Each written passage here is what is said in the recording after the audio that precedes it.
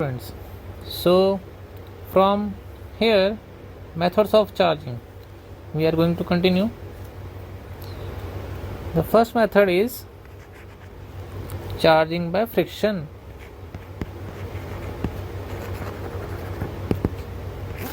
Charging by friction. So ये आपको पता ही है, जब हम लोग दो ऑब्जेक्ट्स को आपने 9th-10th स्टैंडर्ड में पढ़ा ही होगा. नहीं पढ़ा था कोई बात नहीं, अभी पढ़ लेते हैं कि दो ऑब्जेक्ट्स को अगर रब करते हैं तो दे गेट इलेक्ट्रिकली चार्ज. ठीक है, होता क्या है, ड्यू टू द फ्रिक्शन एक ऑब्जेक्ट से दूसरे ऑब्जेक्ट में इलेक्ट्रॉन्स ट्रांसफ़र होते हैं. ठीक है ना, ये सिंपली फंडा है इसका. तो हमें जो हमारे जे और नीट के पॉइंट ऑफ व्यू से है, तो अगर हम लोग दो ऑब्जेक्ट्स को रब करते हैं तो एक पे पॉजिटिव चार्ज आता है और दूसरे पे नेगेटिव चार्ज आता है. ठीक है, एक पे पॉजिटिव चार्ज आता है और दूसरे पे नेगेटिव चार्ज आता है. तो अगर मैं बात करूं तो ग्लास रॉड पे पॉजिटिव चार्ज आता है, और अगर मैं सिल्क से रब करूं, सिल्क क्लॉथ से, तो उस पर नेगेटिव चार्ज आएगा. किस पे? सिल्क क्लॉथ पे. अगर मैं ग्लास रॉड और सिल्क क्लॉथ को रब करता हूं तो ग्लास रॉड पे पॉजिटिव चार्ज आता है और सिल्क क्लॉथ पे नेगेटिव चार्ज आता है.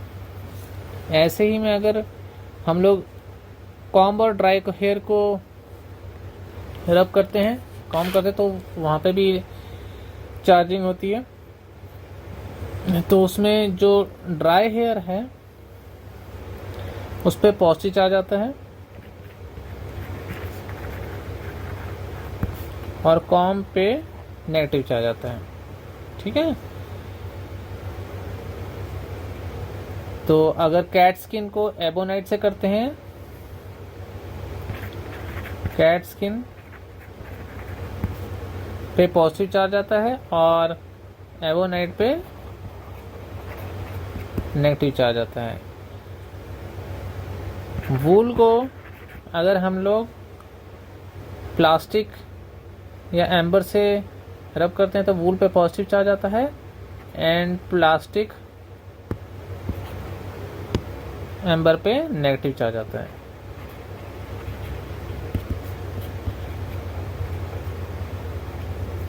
एम्बर पे नेगेटिव चार्ज आता है. ठीक है, तो ये कुछ है जो table you can use it. ठीक है, जो कि आपके कंपटीशन के पॉइंट ऑफ व्यू से काफ़ी इम्पोर्टेंट है. ठीक है, तो वो सिंपली एक क्वेश्चन दे देंगे, उसमें ऑप्शन है glass rod which is option, उसका कॉम्बिनेशन दे देंगे which is the correct combination for charging due to friction. तो ये कुछ ऐसा आपके सामने ही जो है हमारे पास ये टेबल है, इसकी हेल्प से आप उस क्वेश्चन को सॉल्व कर सकते हो. ठीक है, मैं फिर से रिपीट कर रहा हूँ. ग्लास रॉड को सिल्क क्लॉथ से रब करते हैं तो ग्लास रॉड पे पॉजिटिव, सिल्क क्लॉथ पे नेगेटिव, ड्राई हेयर पे पॉजिटिव, कॉम्ब पे नेगेटिव, एंड कैट स्किन पे पॉजिटिव, एबोनाइट पे नेगेटिव, वूल पे पॉजिटिव एंड प्लास्टिक एम्बर पे या फिर एम्बर पे नेगेटिव. तो ये कॉम्बिनेशन है जो चार्ज होता है. ठीक है, इसमें बेसिकली क्या होता है, इलेक्ट्रॉन्स का ट्रांसफर होता है. ठीक है ना, इलेक्ट्रॉन्स का ट्रांसफर होता है ग्लास रॉड से सिल्क क्लॉथ पे. तो इस पे इलेक्ट्रॉन की डेफिशिएंसी हो जाती है इस पे ग्लास रॉड पे, तो ये पॉजिटिवली चार्ज हो जाता है, उस पे इलेक्ट्रॉन्स एक्सेस हो जाते हैं, एक्स्ट्रा इलेक्ट्रॉन्स आ जाते हैं, तो सिल्क क्लॉथ पे वो नेगेटिवली चार्ज हो जाता है. ठीक है, ऐसे ही करस्पॉन्डिंगली ड्राई हेयर से इलेक्ट्रॉन्स ट्रांसफर होते हैं कॉम्ब पे, एंड कैट स्किन से एबोनाइट पे, वूल से प्लास्टिक पे या एम्बर पे. ठीक है, इसमें कुछ एग्जांपल हैं, हम लोग देख लेते हैं. बताओगे एग्जांपल? लेट्स से एग्जांपल्स हैं जो और cloud charging.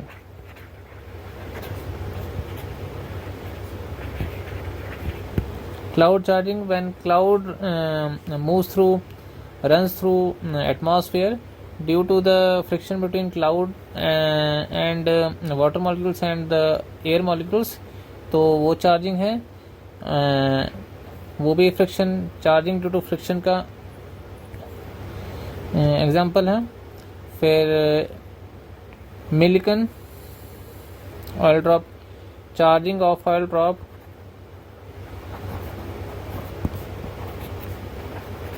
oil drop in Millikan oil drop experiment, जो कि आपने पढ़ोगे Millikan oil drop experiment,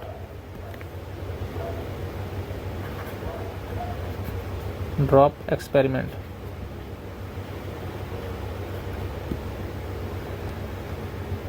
ठीक है, तो ये है कुछ एग्जाम्पल। नाउ नेक्स्ट है जो हमारा मेथड, चार्जिंग बाय कंडक्शन।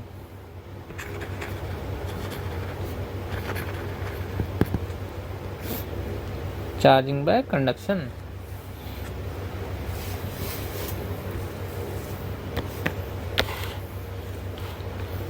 ठीक है। तो यहाँ पे कुछ पॉइंट्स है जो मैं आपको बता देता हूँ, जो कि आपके लिए इम्पोर्टेंट है। देखो मैंने स्टार डाल दिया because they are very important. Positive charge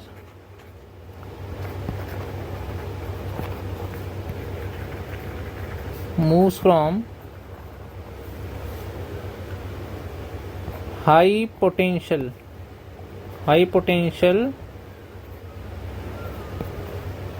to low potential।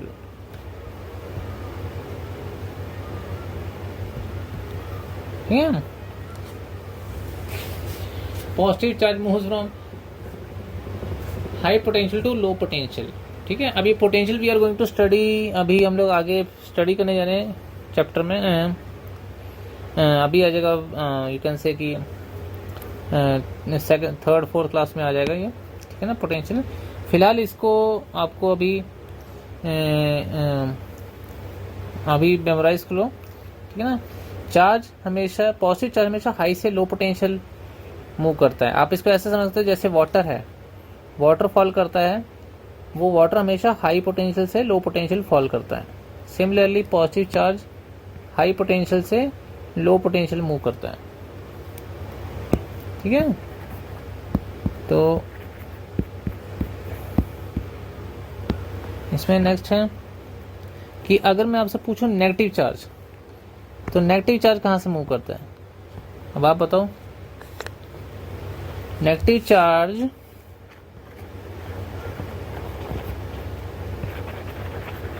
Moves from low potential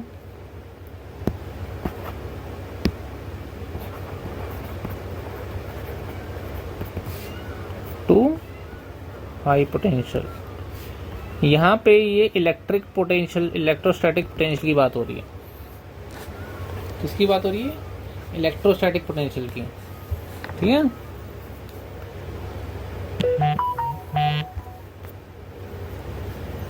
ठीक है,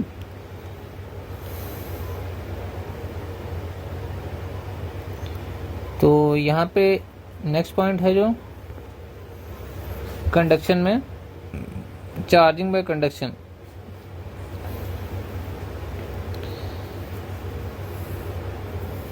In conduction, total charge is redistributed in the ratio of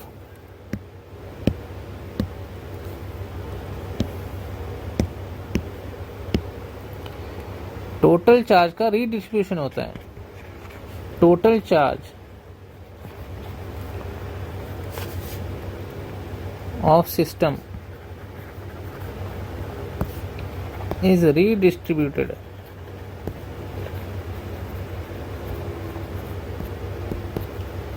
ठीक है।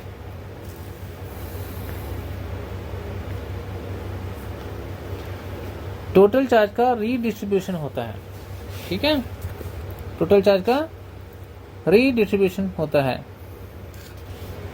ठीक है। कब तक? Till potential of bodies becomes same और इक्वल। इसमें टोटल चार्ज इंक्रीज या डिक्रीज नहीं होता, टोटल चार्ज तो कांस्टेंट रहता है, बस उसका रीडिस्ट्रीब्यूशन होता है बॉडीज के बीच में। सब कब तक होता है? जब तक दोनों का पोटेंशियल सेम ना हो जाए, ठीक है। तो इसकी प्रॉब्लम्स हम लोग आगे करेंगे, अभी तो बस आपको कंसेप्ट है जो समझना है। तो जब तक पोटेंशियल नहीं पढ़ते तो इसको हम लोग यूज़ नहीं कर पाएंगे प्रॉब्लम्स में। पोटेंशियल आएगा उसके बाद इसको हम लोग करेंगे प्रॉब्लम्स में, इसकी प्रॉब्लम्स, ठीक है।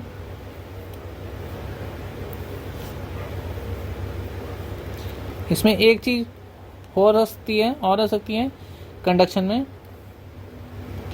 आफ्टर कंडक्शन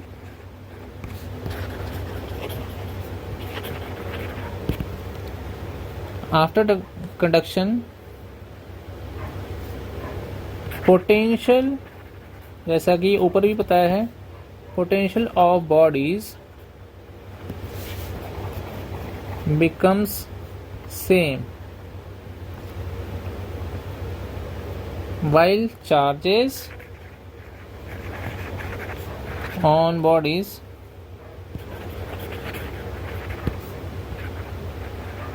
may or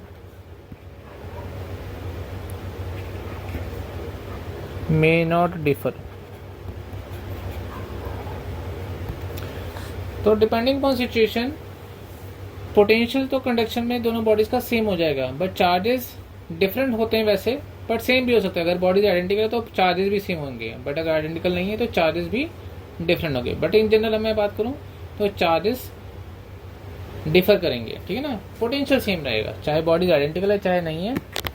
तो कंडक्शन में तब तक कंडक्शन में चार्ज फ्लो होगा, ट्रांसफर होगा, जब तक पोटेंशियल दोनों बॉडीज का सेम ना हो जाए, ठीक है। इसकी प्रॉब्लम्स हम लोग आगे करेंगे जब पोटेंशियल पढ़ लेंगे, अभी तो बस कंसेप्ट है आपको, ठीक है। कंडक्शन का positive charge flows from high potential to low potential, negative charge flows from low potential to high potential, just उसके ऑपोजिट, ठीक है। टोटल चार्ज का रीडिस्ट्रीब्यूशन होता है, कब तक होता है? जब तक दोनों बॉडीज का पोटेंशियल इक्वल ना हो जाए। तो after conduction potential of bodies become same, जबकि चार्जेस डिफरेंट हो भी सकते हैं और सेम भी हो सकते हैं, ठीक है। अगर बॉडीज आइडेंटिकल होंगी तो चार्जेस सेम होंगे, अगर आइडेंटिकल नहीं है तो चार्जेस डिफरेंट होंगे, ठीक है। नेक्स्ट है हमारे पास charging by induction. Charging by induction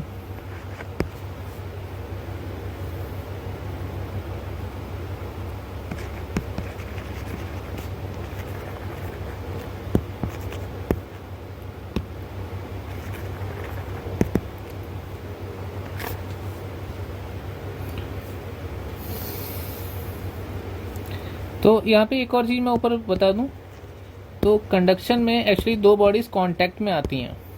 एक और चीज़ हम लोग देखते हैं, जो दो बॉडीज़ हैं जो कि जैसा कि मैंने बताया आइडेंटिकल हो भी सकती है, नहीं भी, पर हम लोग इन जनरल आइडेंटिकल ना लेते हुए चलते हैं।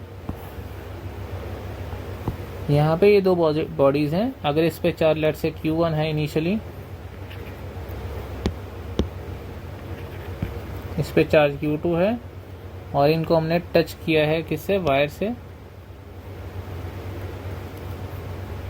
इनको हमने वायर से टच कर दिया है, तो फिजिकली टच होते हैं, ठीक है, इन कंडक्शन। एंड ये बिफोर चार्जेस Q1 Q2 हैं, एंड आफ्टर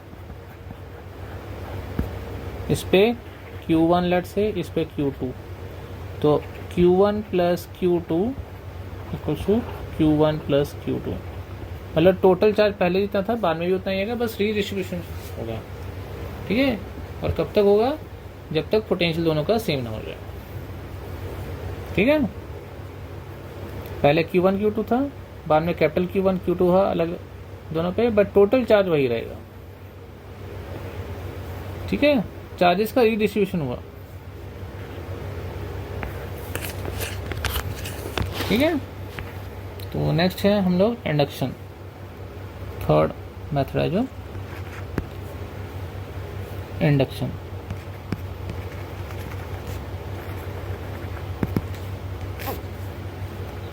इंडक्शन, तो इंडक्शन का फिर से हम लोग थोड़ा सा एक आइडिया ले लेते हैं। जैसा कि पहले हमने देखा कि कंडक्शन में तो दो बॉडीज टच हुई, लेकिन इंडक्शन में ऐसा कुछ नहीं होता है। इंडक्शन में फिजिकली टच नहीं होती है बॉडी, तो इंडक्शन में कुछ ऐसा होता है। तो बॉडीज, लेट से एक बॉडी चार्ज है क्यों, तो उस पर क्या होगा, वो दूसरी बॉडीज में, लेट से ये पॉजिटिव चार्ज है, तो वो दूसरी बॉडी के इलेक्ट्रॉन्स के अपनी तरफ अट्रैक्ट करेगी, तो करस्पॉन्डिंग उतना ही पॉजिटिव चार्ज दूसरे एंड पे एक्यूमुलेट हो जाएगा। इसका जो पॉजिटिव चार्ज है it will attract the electrons.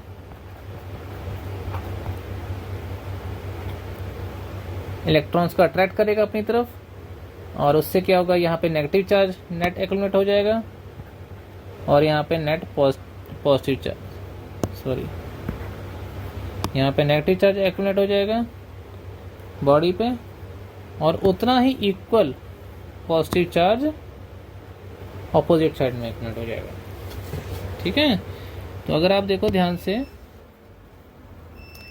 Net charge Q initial इस पे 0 था, तो Q फाइनल भी 0 ही है, बस चार्जेस का जितना नेगेटिव एक्यूमुलेट हो गया उतना ही पॉजिटिव ऑपोजिट साइड में एक्यूमुलेट हो गया। ऐसा कुछ इंडक्शन से होता है। ठीक है, तो इंडक्शन टेक्स प्लेस, इसमें कुछ पॉइंट्स हैं, ये सिर्फ फेसिंग लेयर्स में ही होता है।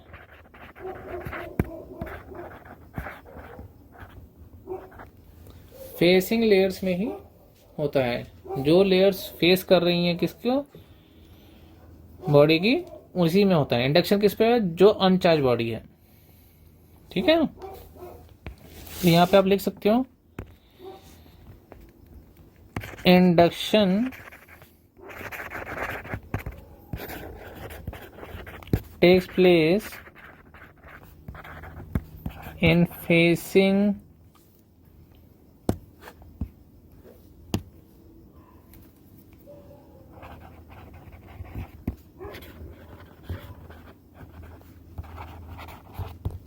layers only।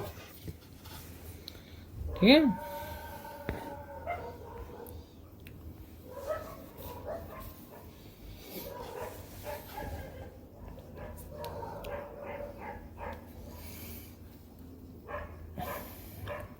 अब यहाँ पे लेफ्ट से मैं इसको Q इंड्यूस्ड बोलता हूँ। ठीक है, और इसको मैं बोल देता हूँ Q इंड्यूसिंग।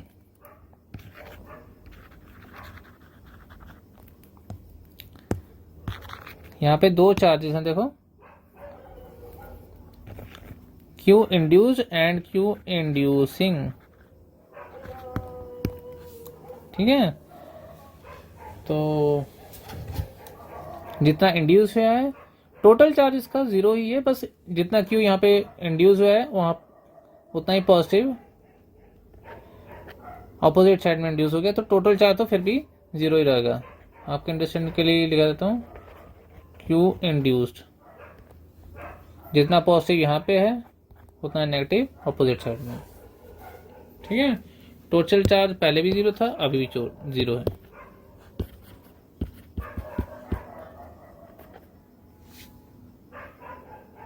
अरे ये सॉरी,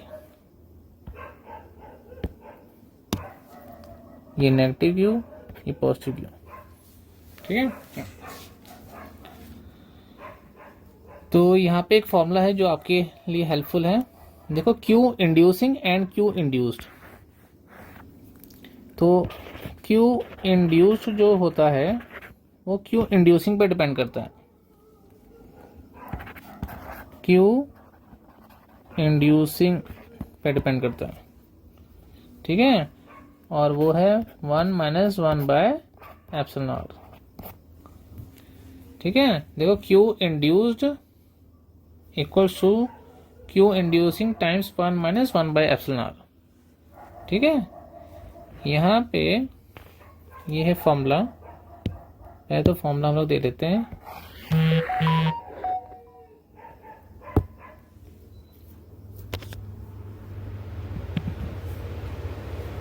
ठीक है, अब यहाँ पे एप्सिलॉन आर क्या है, यहाँ पे एप्सिलॉन आर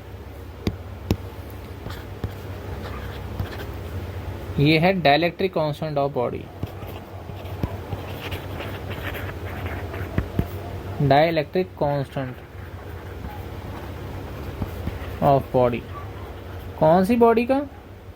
जिसपे चार्ज इंड्यूस हो रहा है। कौन सी बॉडी का? इस बॉडी का, जिसपे इंड्यूस हो रहा है, ठीक है। तो यहाँ पे लिख लो, तो epsilon R for metals,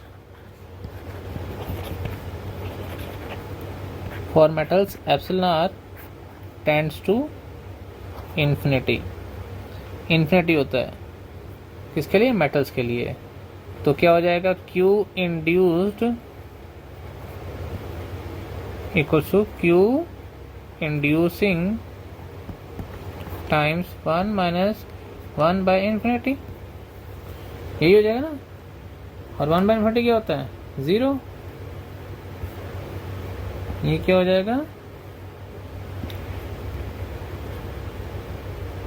inducing 1 - 1 by infinity क्या होता है? 0। तो क्या हो जाएगा? क्यू इंड्यूसिंग, क्यू इंड्यूस्ड, ठीक है।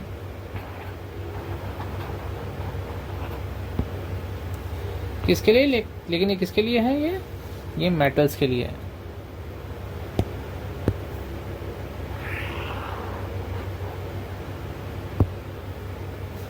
ये है मेटल्स के लिए, ठीक है।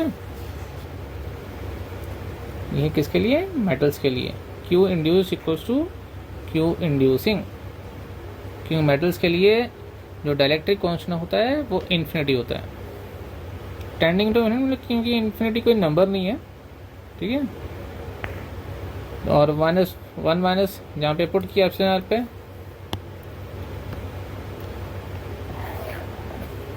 ठीक है। तो 1 - 1 बाय इन्फिनिटी, और 1 बाय इन्फिनिटी क्या हो गया? 0।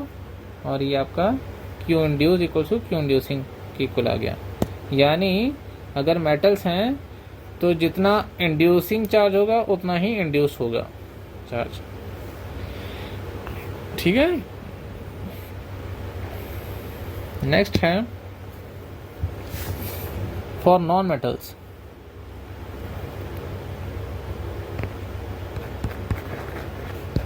For non metals, for non metals, for non metals epsilon are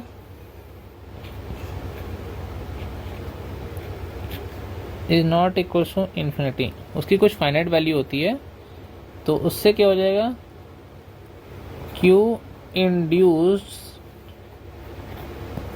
equal to Q inducing times 1 - 1, कुछ वैल्यू होगी, कुछ वैल्यू होगी, और ये वैल्यू जो है लेस देन 1 आएगी, क्योंकि हम लोग कुछ सब्ट्रैक्ट कर रहे हैं 1 से, ठीक है ना। इसकी वैल्यू क्या होगी? 1 से लेस आएगी। जब मैं इसको मल्टीप्लाई करूंगा इससे, तो देखो क्या हो जाएगा? ये क्यू इंड्यूस्ड, मैंने क्रॉस मल्टीप्लिकेशन किया तो ये इसके नीचे आ गया, Q inducing is less than, और ये 1 है, ऐसा हो गया। अब मैंने क्रॉस मल्टीप्लिकेशन किया क्योंकि दोनों पॉजिटिव ही हैं, लेट्स से कि पॉजिटिव है, लेस देन, अभी यहाँ पे हम मैग्नीट्यूड की बात कर रहे हैं, साइन की बात नहीं कर रहे। इंड्यूसिंग, ठीक है। तो नॉन मेटल्स में या फिर जो इंड्यूस चार्ज होगा वो इंड्यूसिंग से हमेशा कम होगा, ठीक है। तो ये हमारे पास आ गया। ये आपको उसमें पूछ सकता है 2 मार्क्स 3 मार्क्स के जो ऑब्जेक्टिव होते हैं उसमें, या जेई मेन में या नीट में पूछ सकते हैं आपको, ठीक है।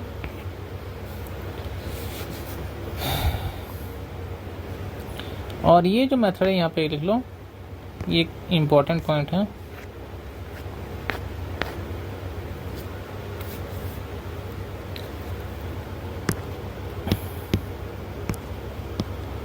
ये एक इम्पॉर्टेंट पॉइंट है। It is the best method, induction is best method of charging. Induction is best method of charging, ठीक है। ये ऑब्जेक्टिव के लिए आपके बहुत इम्पोर्टेंट है, ठीक है। क्योंकि लेटर ऑन आप पढ़ोगे हमें बॉडीज़ को चार्ज करने के लिए, खैर इसके बाद तो ज़्यादा कुछ चार्ज करने की इफेक्ट्स हैं, बट फिर भी जो ऑब्जेक्टिव पॉइंट ऑफ व्यू से आपसे पूछ सकते हैं विच is the best method for charging, friction, conduction, induction, ठीक है।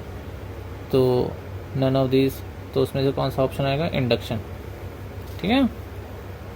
तो यहाँ पे हम लोग नोट लिख लेते हैं कुछ पॉइंट जो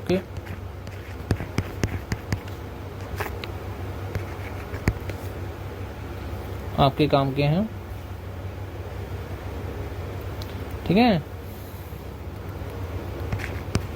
induction affect the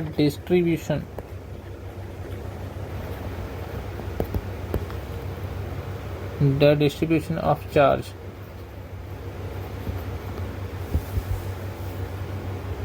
not the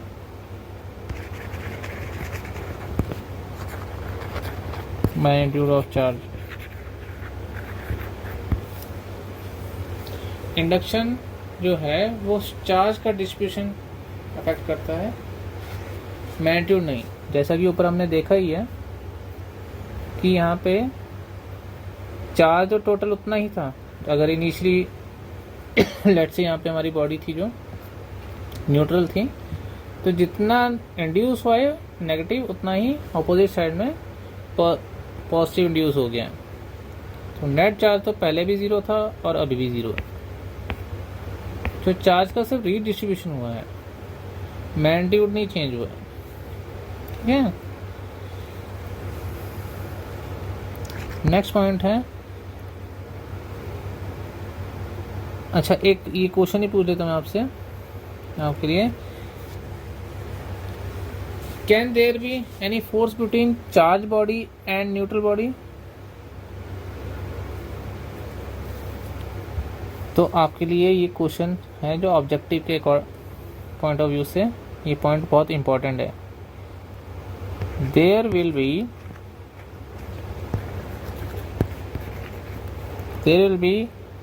attraction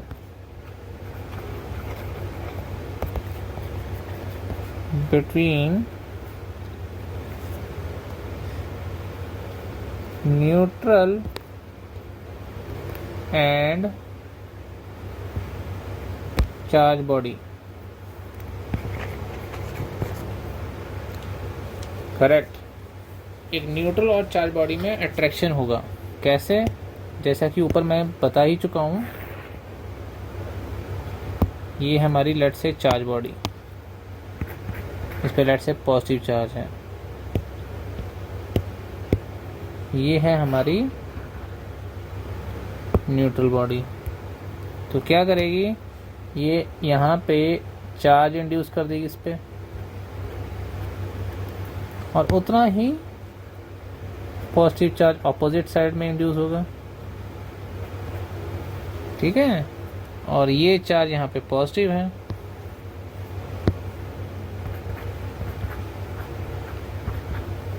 तो ये क्या करेगा, अब देखो यहाँ पे इन दोनों के बीच में फोर्स ऑफ अट्रैक्शन होगा,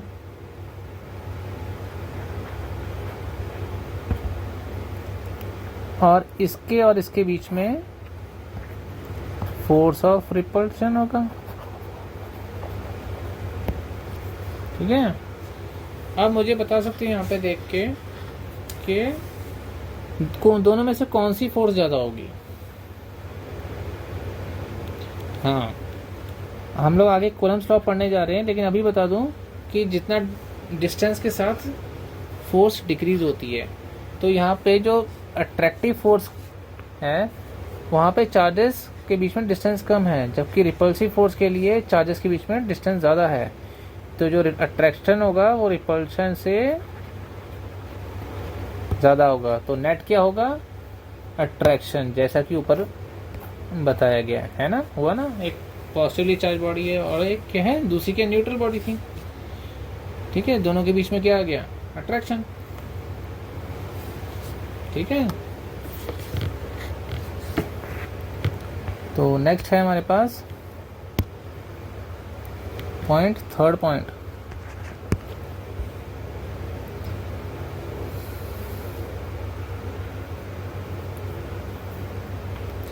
ऐसे ही जो सिमिलरली चार्ज बॉडीज हैं, क्या है, सिमिलरली चार्ज बॉडीज हैं, उनके बीच में वैसे तो रिपल्शन होना चाहिए ना, like charges repel each other, unlike charges attract. तो लेकिन जब सिमिलरली चार्ज बॉडीज हैं, जो डिफरेंटली सिमिलरली चार्ज बॉडीज हैं, अलग अलग अमाउंट का चार्ज है, तो उनके बीच में अट्रैक्शन होगा। कैसे, अभी देख लेते हैं। एक बॉडी है, ठीक है, और एक बॉडी कुछ ऐसी है,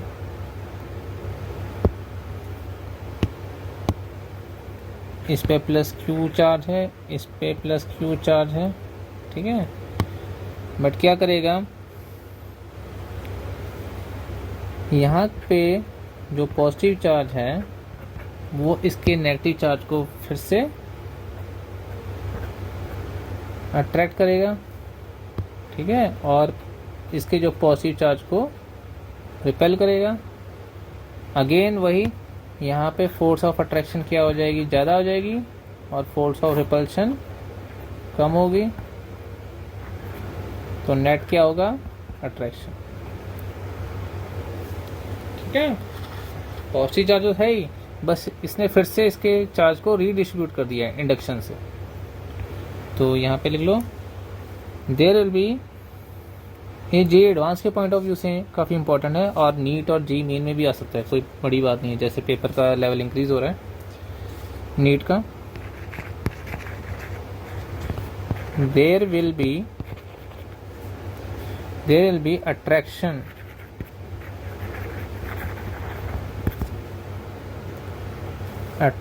between bodies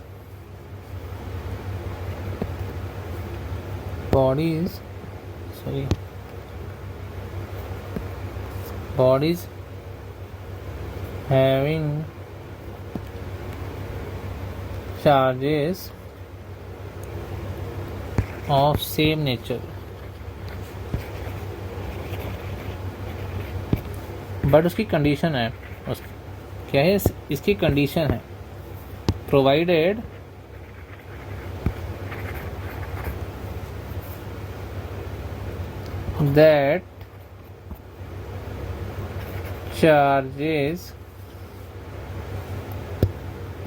that magnitude of charges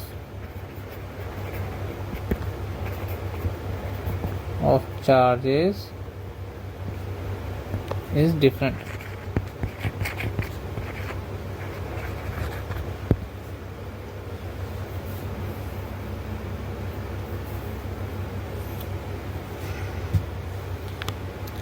ठीक है, provided that magnitude of charges is different. ठीक है, ओके. सो अगर एक चार्ज बॉडी है और एक न्यूट्रल बॉडी है तो उसके बीच में अट्रैक्शन हो सकता है. ठीक है, डिपेंडिंग अपॉन, बट उसकी कंडीशन क्या है कि उन दोनों के बीच ऊपर दो चार्ज बॉडी है तो उनके बीच में क्या हो, अट्रैक्शन हो सकता है. डिपेंडिंग अपॉन कंडीशन क्या है कि उनके ऊपर डिफरेंट मैग्नीट्यूड का चार्ज है. ठीक है, तो नेक्स्ट है, ये भी आपका पॉइंट है जो 4th पॉइंट है. तो मैं आपसे एक क्वेश्चन पूछता हूँ कि अगर हमें टेस्ट करना है किसी बॉडी पे चार्ज है या नहीं, क्या करना है, किसी बॉडी पे चार्जिंग टेस्ट करनी है कि चार्ज है या नहीं, न्यूट्रल है या पॉजिटिव है या नेगेटिव है, तो क्या टेस्ट होना चाहिए. क्या हम लोग अट्रैक्शन को बोल सकते हैं. अगर दो बॉडी के बीच में अट्रैक्शन हो रहा है तो हम लोग बोल सकते हैं कि दोनों बॉडीज, एक बॉडी तो चार्ज है हमें पता है, दूसरी बॉडी चार्ज है नहीं, बोल सकते हैं ऐसे. नहीं, क्योंकि एक चार्ज बॉडी और एक न्यूट्रल बॉडी के बीच में अट्रैक्शन हुआ है, ऊपर हुआ है ना, यहाँ पे देखो, there be attraction between neutral and charge body, induction से. अगर दो सिमिलरली चार्ज बॉडी हैं तो भी उनके बीच में अट्रैक्शन हुआ है. तो देखो ऊपर दोनों केसेस में डेट से कि एक तो हमें पता है कि बड़ी बॉडी जिस पे प्लस क्यू चार्ज है तो वो चार्ज हो तो हमें पता है, लेकिन दूसरी बॉडी का अगर हमें टेस्ट करना है कि वो चार्ज है या न्यूट्रल है, तो देखो यहाँ पे दोनों केसेस में एक न्यूट्रल बॉडी भी अट्रैक्ट हो रही है और एक चार्ज बॉडी भी, सिमिलरली चार्ज बॉडी भी अट्रैक्ट हो रही है. ठीक है, और अगर मैं थर्ड केस ले लूँ कि यहाँ पे नेटली चार्ज बॉडी रख दूँ तो भी वो उसको अट्रैक्ट करेगा. तो हम लोग बोल ही नहीं सकते कि अट्रैक्शन से कि वो चार्ज है, पॉजिटिवली चार्ज है या नेटली चार्ज है, नहीं बोल सकते ना. तो इसीलिए यही पॉइंट 4th है. Repulsion is sure test of charging.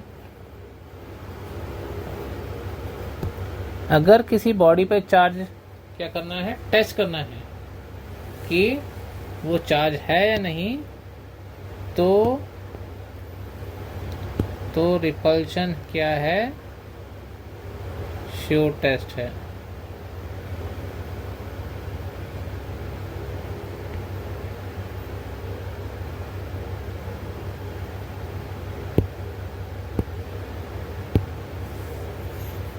तो क्या है, रिपल्शन क्या है, श्योर टेस्ट है.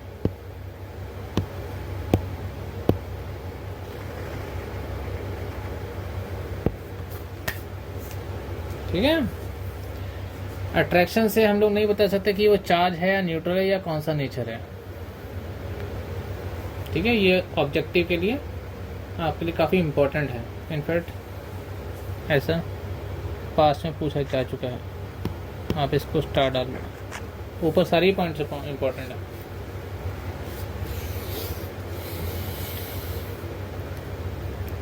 अच्छा चलो एक प्रॉब्लम कर लेते हैं हम लोग. इलस्ट्रेशन 1 क्या है ये, I1, I for illustration.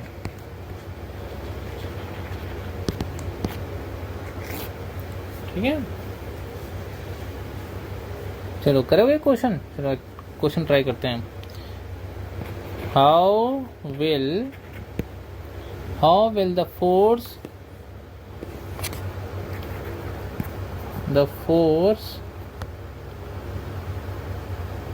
on Q1 charge will change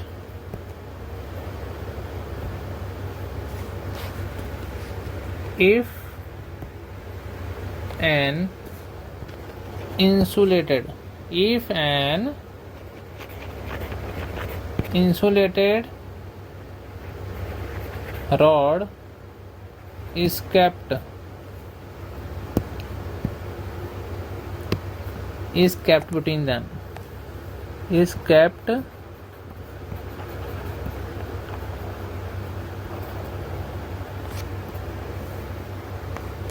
between them as shown। ठीक है, ये तो है पॉजिटिव चार्ज Q1 और ये है नेगेटिव चार्ज Q2। ठीक है, और ये है जो हमने रॉड रखी इनके बीच में। ठीक है, तो देखो क्या होगा, force Q1 Q2, Q1 positive charge है और Q2 क्या है, नेगेटिव चार्ज है। ठीक है, Q1 है पॉजिटिव चार्ज और Q2 क्या है, नेगेटिव चार्ज। ठीक है, तो इनके बीच में अट्रैक्शन होगा।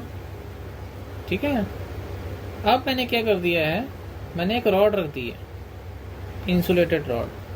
तो देखो क्या होगा यहाँ पे आपसे, चलो मैं ऑप्शन दे देता हूँ आपको। ठीक है, तो force will increase, decrease, remain same और बिकम्स 0। ये 4 ऑप्शन है, चलो ट्राई करो। ठीक है, तो चलो देखते हैं क्या होगा। जैसे कि हमने ऊपर देखा है, ठीक है, ये पॉजिटिव चार्ज क्या करेगा, जो रॉड के नेगेटिव चार्ज यानी इलेक्ट्रॉन्स को अट्रैक्ट करेगा। ऐसे ही जो नेगेटिव चार्ज है वो इसके पॉजिटिव चार्ज को अट्रैक्ट करेगा। तो चार्जेस का रीडिस्ट्रीब्यूशन हो जाएगा किसमें, रॉड में। ठीक है, रीडिस्ट्रीब्यूशन हो जाएगा। अब देखो इन दोनों के बीच में क्या होगा, अब चार्ज के पास एक नेगेटिव चार्ज पास में आ गया, वो तो दूर था, तो क्या हो जाएगा यहाँ पे, force of attraction will increase. ऐसे ही यहाँ पे भी क्या है, नेगेटिव चार्ज के पास में पॉजिटिव चार्ज आ गया है, तो यहाँ पे भी फोर्स ऑफ अट्रैक्शन इंक्रीज हो जाएगी। ठीक है, तो क्या होगा, overall force of attraction will increase, क्योंकि चार्जेस का रीडिस्ट्रीब्यूशन हो गया है इंडक्शन से और चार्जेस क्लोजर आ गए हैं।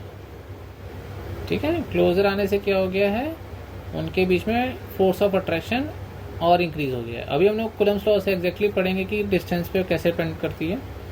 वैसे आपको बता दूं कि इन्वर्सली होती है square of distance between charges, वो हम लोग अभी पढ़ने जा रहे हैं। फिलहाल ये समझ लो कि डिस्टेंस जैसे डिक्रीज होता है तो फोर्स इंक्रीज हो जाती है। ठीक है, इसका ऑप्शन है फोर्स विल इंक्रीज। ठीक है, तो बाकी हम लोग नेक्स्ट क्लास में करेंगे। ठीक है, नेक्स्ट क्लास में हम लोग कूलम्ब्स लॉ स्टार्ट करेंगे। ठीक है, अभी हम लोग आज देख लेते हैं इसका ओवरव्यू।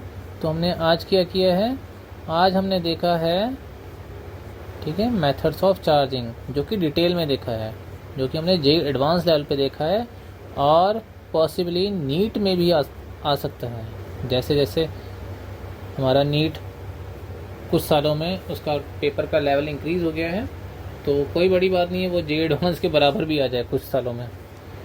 ठीक है, मे बी उससे टफ भी हो सकता है। ठीक है, हमारे यहाँ मैं जब स्टूडेंट था तो उस टाइम पे बहुत अनप्रेडिक्टेबल होता था जे एडवांस, जो भी जे एडवांस उस टाइम पे जेई मेन होता था इसका नाम, तो बहुत अनप्रेडिक्टेबल होता था, हर साल पैटर्न चेंज होता था। ठीक है, तो ऐसा प्रोबेबली तीनों एग्जाम्स में अभी हो सकता है, जेई मेन जे एडवांस में तो हो ही सकता है, और इवन नीट में भी होने लग गया। तो अगर कोई बोले कि ये नहीं आएगा वो नहीं आएगा, तो पेपर भाई बनाने वाले कोई और हैं, वो नहीं बनाने वाला है, कोई भी फैकल्टी पेपर नहीं बनाने वाला है।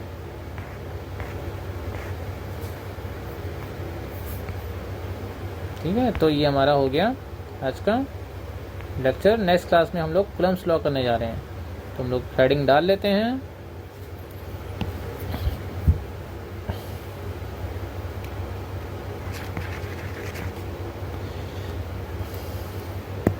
नेक्स्ट क्लास में हम लोग करेंगे कूलम्स लॉ, ठीक है।